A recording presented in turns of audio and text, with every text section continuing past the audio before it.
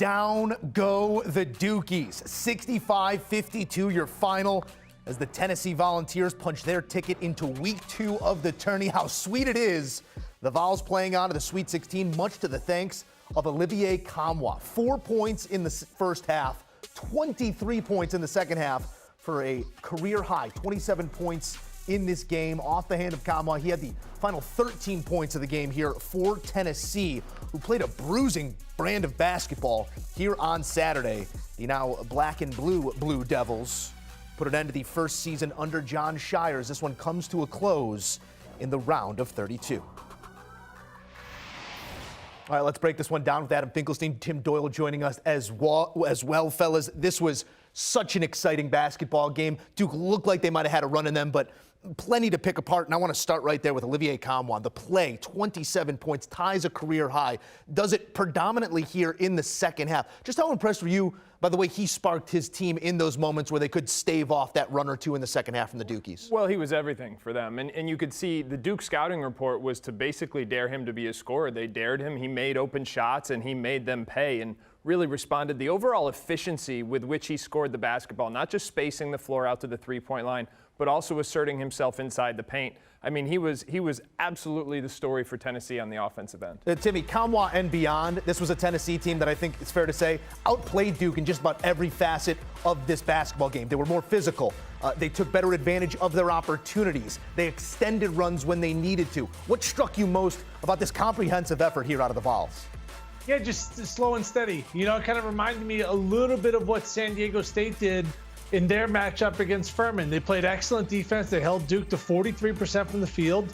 They out-rebounded Duke on the offensive boards, 12 offensive rebounds, which ended up creating nearly 10 more shots for the Volunteers. But at the end of the day, you got to make threes. And they made enough. 9 of 21. If you shoot close to 50% from three and you make close to double-digit threes, any team left in the tournament can beat any team left in the tournament. You know, even FDU, when they pulled up that upset against Purdue, they didn't shoot like lights out. When Princeton beat Arizona, they didn't shoot lights out. My point is, if either one of those teams have a hot shooting night, if they have a 9 for 21, which Tennessee had from three, they could beat anybody left in the dance. But this was really about the physicality and the defense of Rick Barnes' group. I thought they punched Duke in the mouth, and Duke did not have an answer. And it has been for 80 minutes now. Tennessee, this defense holding each of their opponents to season lows in scoring. Here it is, 52 points for the Dukies, which is also tied for the fewest points in a tournament game in Duke history. Tim, I'll sort of dovetail off of that and defensively what Tennessee was able to do. Defensively, the Dukies went to the zone there midway through the first half and into the second half. Adam made a great point here about the tired legs of Duke. What did you make of that coaching decision by John Shire here with the season on the line? You know, it's interesting because Mike Krzyzewski was primarily, and when I mean primarily, I mean 99.999, a man-to-man guy.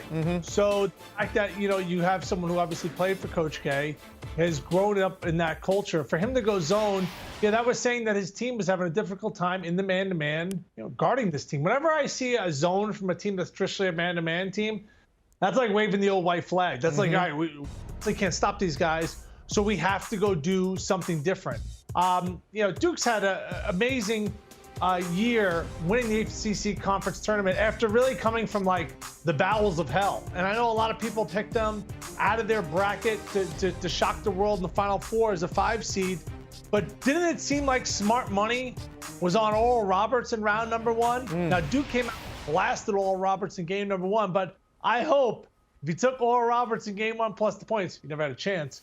But I hope you came back with Tennessee plus the points to recoup some of those losses in that game. Joe, this game wasn't really close. It was a 2-point game at the 15-minute mark, and then the rest of the second half, it was like Tennessee holding little brother by the head, Duke punching but not really making up any ground. It's a dominant victory from a team who clearly knows who they are, Tennessee, and that's on the defensive end. Yeah, it was that 14-2 run into the half that really sparked Tennessee. Never looked back to Tim's point from that moment. But defensively, the decision to go to the zone here for John Shire, was that the final nail in the coffin for the season here for the Dukies? Well, I think that was rooted in two things. This was a depth issue for Duke. Remember, Mark Mitchell did not play today, and we've talked about Duke has been two different teams this season. When they're healthy, they've won 19 games. When they're not healthy or they've had a fractured lineup, they're playing about 500 basketball. Mark Mitchell, starting player, did not play. Jeremy Roach came down with that nasty ankle sprain, managed to fight his way through it, but then he was in foul trouble. Duke played 6 players tonight up until the last minute of the game.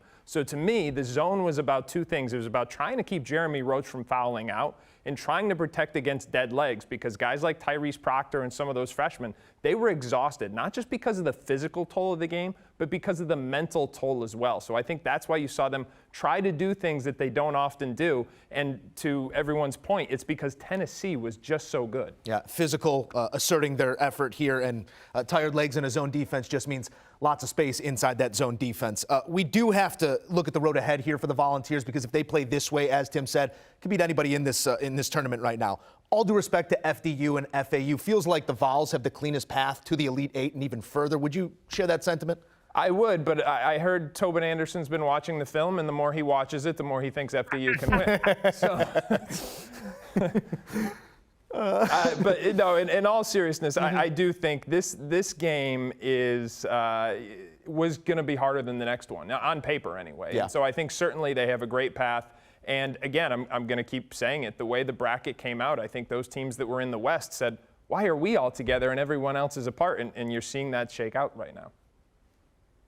I would almost have a perfect region there. Like, I'm doing really well, except for because I have Tennessee playing Marquette in the final of my East region, which, could happen. Michigan State's only a 3-point dog, right? This is Tom Izzo's time to thrive. But whenever anybody says FDU to FAU, I feel like it's secretly like an Italian curse that I haven't caught up to yet. I had Memphis in that game. There's so many games that are coin flip type of games, but no matter who they play, Tennessee, whether it is FDU or FAU, I would not lay 6 with Tennessee. They're one of those teams that, like San Diego State, I like money line plays with them because, they're not explosive from an offensive standpoint. I never loved laying points in an NCAA game where you don't have that offense that can, that spurt ability. It's a team that really relies on its defense. But as you said, the bracket has kind of opened up for them with no more Purdue. Be interested to see if Michigan State, if they knock off Marquette, all of a sudden you could have Tennessee